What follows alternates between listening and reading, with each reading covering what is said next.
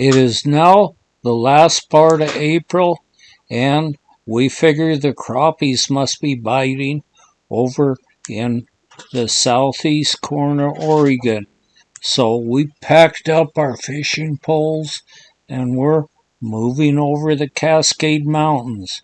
We see quite a bit of snow up on the high peaks above us, but no roadside snow left as we move over the Cascade Mountain Range. There are dense forests and a whole lot of burned off trees due to recent forest fires, as we've had so many of them recently. A little bit of stubborn snow still clings to the top of Mount Hoodoo ski area. As soon as we cross over the summit of the Cascades, the terrain around changes its past the sign to Hoodoo ski area and on over the Cascade Mountains we travel. Some of the Cascade Mountains' snow-packed volcanic peaks stand tall with a coat of pure white snow. We travel through Bend, Oregon, and then east. We stop at a rest area at the old stage stop of Brothers, and the person that's taking care of the rest area is feeding the squirrels and birds here cracked corn, so there's a lot of them. I was watching the squirrels and birds, and suddenly someone pulled up with 3 big old dogs. There wasn't a squirrel to be seen after the dogs appeared. We go right on past and into the ranching community of the Owyhee country. Soon as we get a little bit close to the Owyhee River, we start seeing rafts. The Owyhee River is running high and muddy now, so everybody that has access to a raft is out trying them out.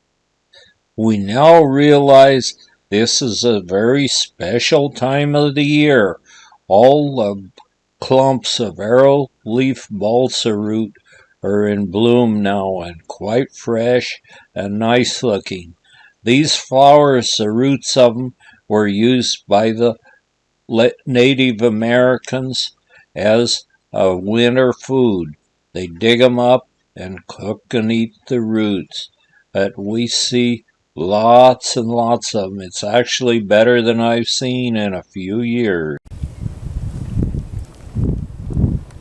Leslie Gulch, named for Silver City pioneer Hiram Leslie, who was killed by lightning here in 1882.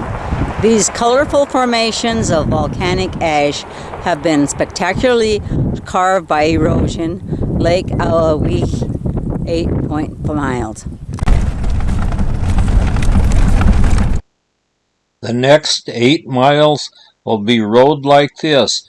Normally it's graded in good shape, but this year not so much.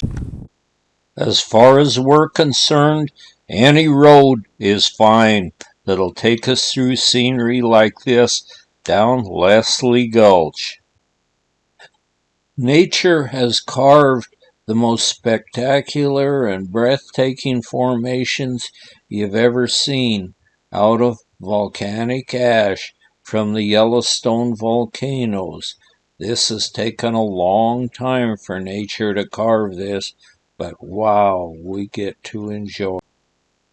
There are some very nice smelling junipers on the hillside, along with quite a few wildflowers. We hit this just about right this year for the prime bloom. We slowly steer our vehicle down into the breathtaking scenery of Leslie Gulch, and it just gets better with every turn of the wheel.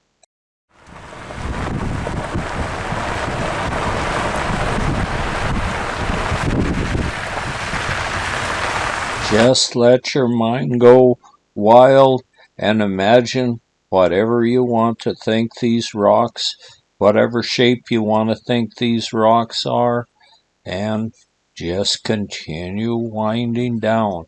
There's a little creek runs right alongside the road, and sometimes we'll see wildlife watering here.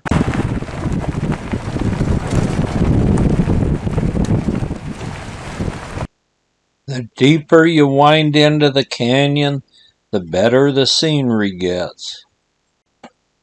Stone towers rise from grassy slopes, and these grassy slopes have lots of wildflowers blooming on them. It completely changes the color of the grassy slope. There are many of the arrowleaf balsa root blooming here, and we even saw some of the steepest sweet peas growing on the steeper slopes as we move down toward the Owyhee Reservoir. Wow, look at the at color. The bottom of Leslie Gulch. The plant stems you see standing up amongst the other wildflowers and amongst the grass and sagebrush are the stems from last year's woolly mullein. They're all dead, but the new ones are starting to come on, but it'll be a while before they're up. Some very nice juniper have grown up here to compete with the rest of the scenery down here in the gulch. As we wind deeper into the gulch, we smell the very sweet smell of the bitterbrush as it is blooming its heads off down here in the lower portion of the gulch. And it's a really super strong, sweet, very pleasing smell. The road continues to wind down through this bit of paradise till you think it's never going to end, but actually it's not long enough because you're enjoying the surroundings so much, even the smells and of the sagebrush and the bitterbrush and the steepest sweet peas are almost overwhelmed. Marge wants me to stop so she can I take can pull up here in the shade and that'd be easier.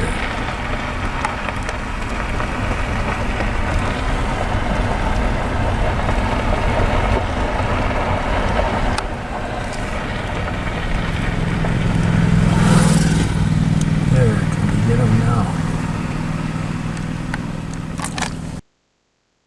Some of these pillars appear to reach completely to the sky as we drop lower and lower down into Leslie Gulch. We're following a little creek down all the way to the Owyhee Reservoir. This year, there even the unusual sight of where water has rushed across the road and made some nasty little ruts. But we'll go right on through and on down to the reservoir. Some of these roadside junipers look so perfect, almost as if they've been manicured, but that's not the case. They're just growing in the wild. Along the creek, we find the choke cherries in full blossom now, as well as the sarvista berries, and they're both edible berries when they're ripe in the fall. And many more stone pillars, both big and small, decorate the tops of some of these hills.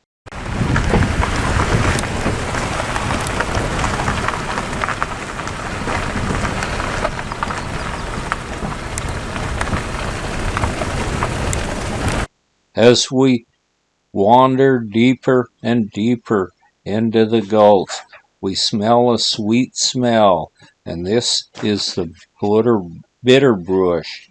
What a name for a flower that smells that sweet. But that's what somebody elected to name it, and the name has stuck.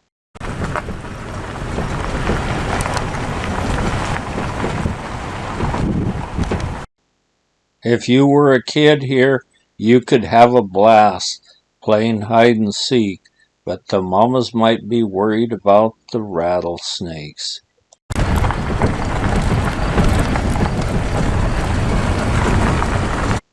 There's all sorts of small cracks and crevices and little pockets for all sorts of birds and small mammals to call home. And literally fields of balsa root and other wild flowers growing on the slopes below the cliffs. There's literally no end to the rocks and the wild flowers down here. As we wind close to the final bend in the road, we see a chucker leisurely walking across the road. A chucker sits and watches us. He apparently had just been to water, and it's kind of hot out, and he's panting just a little bit. And they're responsible for all the sounds you hear around the hillsides here in Leslie Gulch. It's chuck, chuck, chuck, chuck they make. So they get the name chucker. A few final rock formations that are called dikes on top the hills, and another bend or two, and we'll be to the spot where we're going to spend the night. And then we reach the campground where we're going to camp. It's a very nice little campground with little shelters over the picnic tables, and our friend Sam is already here. He and I were park rangers together at Cape Lookout Park back through the 70s, and we get together once in a while and do a little fishing and a little bit of sightseeing. Sam has a 1947 trailer that he takes everywhere, and we're here in Leslie Gulch, and we look right from the campground across the road, and we see the Gunsight Pass. So the next morning, Marge and I went fishing for crappie fish down in the reservoir, the Owyhee Lake, and between the two of us, we caught about 25 crappie, but they weren't doing too good, and they weren't as big as we'd like, so we didn't fish a whole lot more. It takes so many of those little crappie, and they just well be left out there to spawn and go on about growing bigger. But I did catch one pretty big one, and so Sam will do the cooking. Turning on the propane. Tom's still over there hard at it. I sure like that griddle. You can fix a lot of pancakes on that. Oh, it makes great pancakes. Yes. But there's wheat in those, so Marge, you and I have to eat all the pancakes. Yeah, I guess so. So, and you're coming right along. And there's that great big... I was really surprised. I wasn't there when you caught that one. I was hunting for my lost phone. There we go.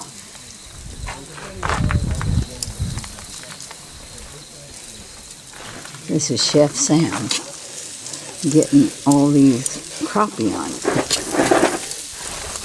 There's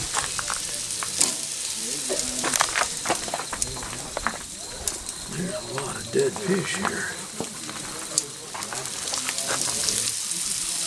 And we got the potatoes already cooked. Such a nice container.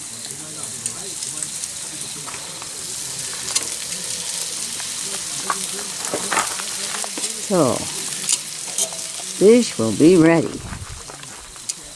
Now, fish is cooking really good. Here's some corn that's hot. We got the corn. We got plates. We got eating sticks. Yes, we'll have to get, I'd say that's done. yes. Here's some corn.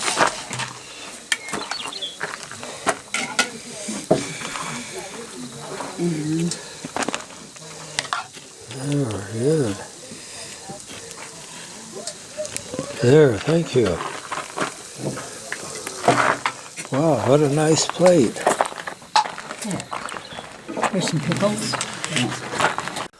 About 9 natural arches up here.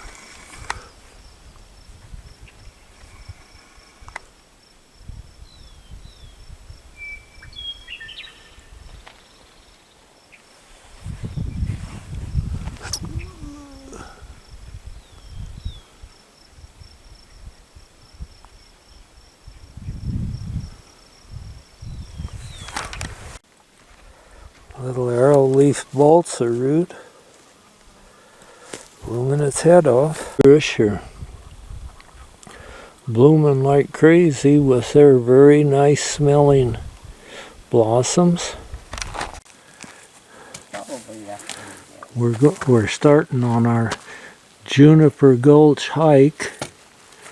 Just barely got started on it.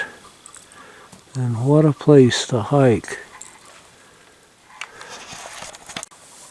It's amazing how they do. This is a camera. That's camera. Yeah. That's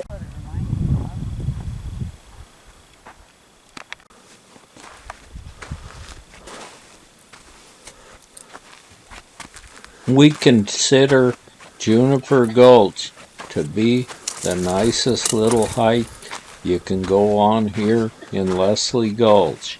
Now, there's a very good trail winds up around along a little creek bed and then through some little alcoves that overhang the trail. And it even smells very nice, thanks to the bitterbrush growing at trail's edge. And the sagebrush and juniper also smell good, and you can look up and see some of the prettiest rock formations that you've ever seen.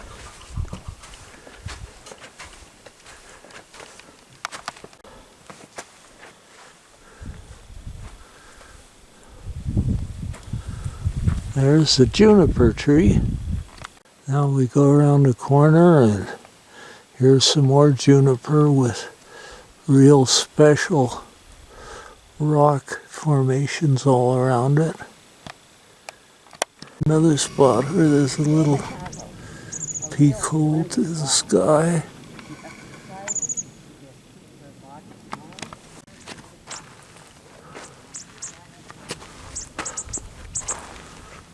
We found a few miner's lettuce growing at trail's edge. Some kind of a tree here that's in bloom. From here it looks like apple. Look. I would guess this is part of someone's lunch. Anita would always plan a family reunion when Tom was going to go paddle fishing. And here is the gremlin peeking out at us from the top of the cliffs. He looks just the same as he's always looked, and he's always quite serious about And here's a chokecherry in bloom. Notice what their license plate was? I was just wondering if they were from Idaho. Chokecherries are gently waving in a gentle mountain breeze.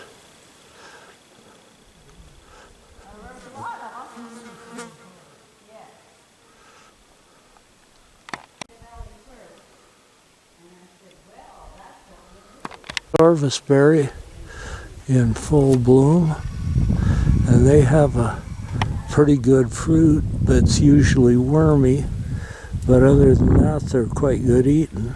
Dad, what'd you find?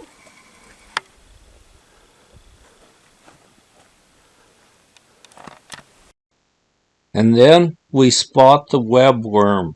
There's a jillion little worms in a little packet of sort of a web, and these will totally destroy the tree they're on. They consume all the vegetation off from it as they try to grow into adults.